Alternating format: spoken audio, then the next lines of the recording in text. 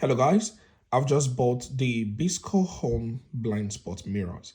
It's a 2 spot mirror angle adjustment, and I'm going to be installing that in my car. When I open this at the back, you're going to see the whole instruction on how to do the installation. I'm going to be following what is best recommended, and I've just opened this up. There are two options to install this. From what you can see here, you can use the official method, which is just peeling off the back here, peeling off the back and just sticking it to your car. Or you can use the auxiliary attachment you've got here and peel off the middle layer. You can see it's split into two. Peel off the middle layer and put this right here and just stick it to that, and you use the auxiliary adjustment to put this on your car. You're going to have the flexibility to move things around, especially adjusting it to how you want and how you want it to move.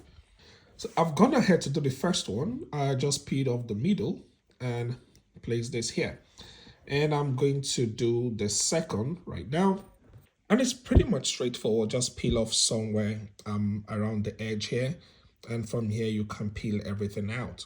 With that out of the way, I'm just going to take my auxiliary adjustment and place it inside here and give it some press to just be sure that the adhesive works well.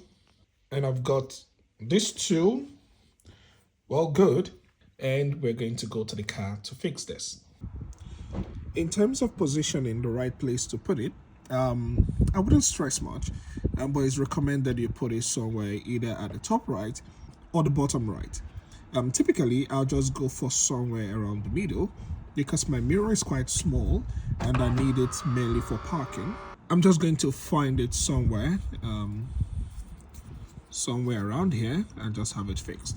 So I will go ahead to peel off this layer and just have it fixed somewhere there.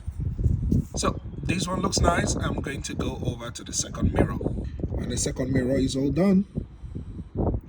Thanks for watching. See you guys in the next one.